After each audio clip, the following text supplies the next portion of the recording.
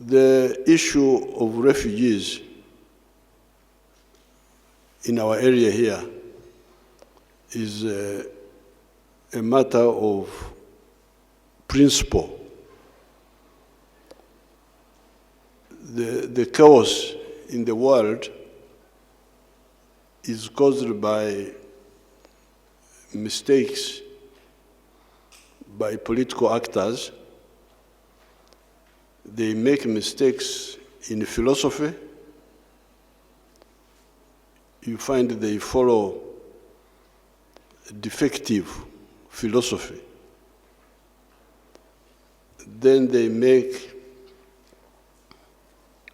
ideological mistakes, and then they make strategic mistakes. 3 areas, 3 dimensions.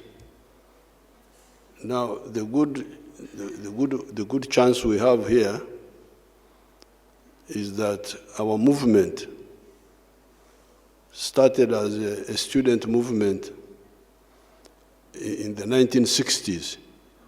Uganda was like those countries you are talking about. Was like Congo, like it was a failed state under Idi Amin and those groups. It had totally collapsed.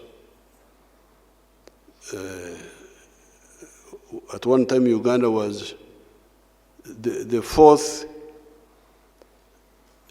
biggest exporter of refugees in the world. However, our movement, political movement, which started as a student movement in the 1960s, and then it became a political military movement. We had time to analyze all this, to make an analysis. And that's how we were able to see where these mistakes were. And we were able to reverse the situation in Uganda, both politically, build a capable state, a state with the pillars necessary for state, the armed forces, the police, the judiciary, the civil service, but also reorient our politics from politics of identity. Now, that's how we are able to pacify Uganda and have 0 export of refugees. We don't have any Ugandan who is a refugee. We have a big diaspora, people who had run away because of insecurity here.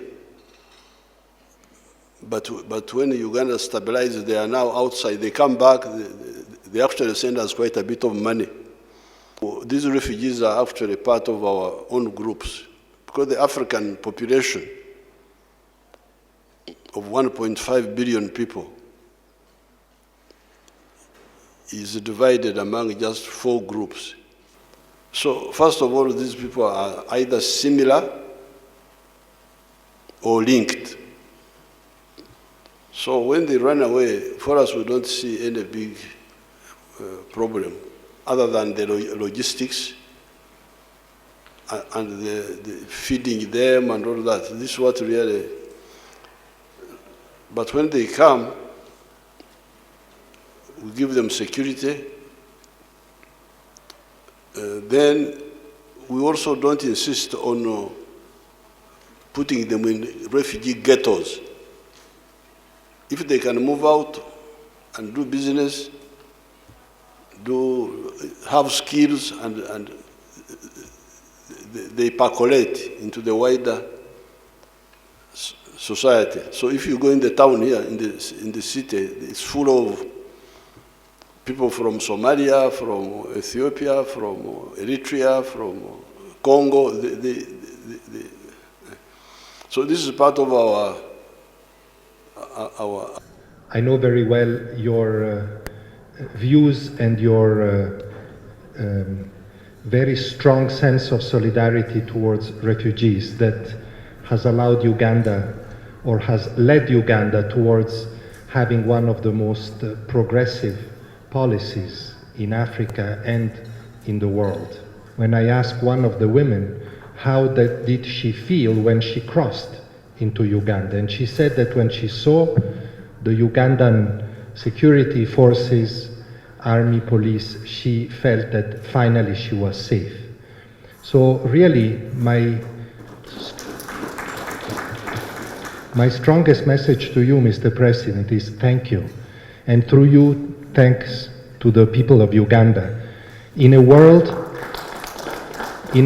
which has become so hostile to people on the move, to people fleeing, closing borders, pushing people back, I think Uganda remains a very shining example.